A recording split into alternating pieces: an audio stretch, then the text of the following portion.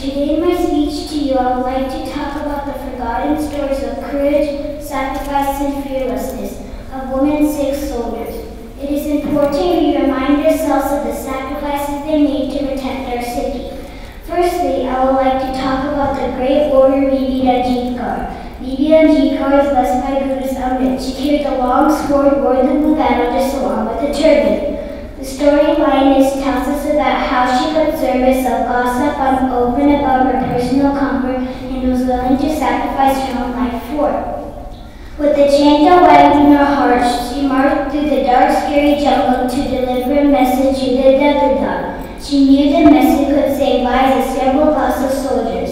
On her way back, when she was confronted by Mughal soldiers, she displayed courage and fearlessness.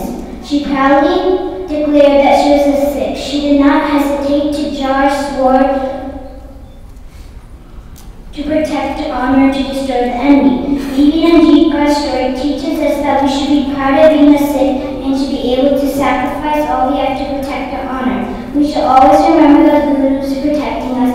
We should remain connected to our Guru, be brave and truthful, and to be willing to fight the evil without worrying about consequences. Next, I would like to share the story of ultimate sacrifice of the brave nurse Bibi Prem Kaur. Bibi Prem Kaur was a head nurse at Kasa Army camp. The Kasa Army was fighting the Afghan soldiers in the year 1823. Afghan soldiers had outnumbered the Galis and were raining bullets and arrows at them. They started retreating back to the camp. In the camp, Bibi Prem Kaur and other Kasa nurses were attending the injured. They realized that the Afghan army is charging towards the camp. All the soldiers and nurses once again retreated to a safer location. The Afghan army reached the camp looking for them as well for guns and bullets. They found the guns and were very happy.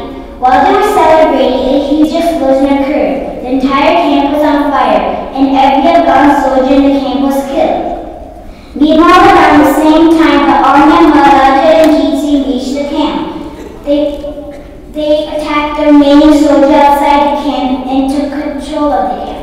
Maharaja Ranjit Singh nursed the body of Bibi Prem Kaur. She was dead but was still holding on to a fire torch in her hand. Maharaja realized that Bibi Prem Kaur had torched the bullet storage camp when the Afghan army reached there, resulting in the huge explosion. His eyes were filled with tears to learn about the sacrifice she made to protect the Khalsa's army while everyone ran away from the camp during the attack. She stayed behind to kill the enemy. Maharaja Ranjit Singh called her his daughter and honored her with a royal funeral. So with Guru's blessing and Amrit, Bibi Prem Kaur was able to change a defeat into a victory over Afghans. This is a lesson we should all keep in mind even as of today. Lastly, I would like to talk about the brave Bibi Kaur. Bibi Kaur's husband was a soldier in Guru Gobind Singh's army fighting the Mughals. She strongly believed that women should wear kippah to protect themselves and others.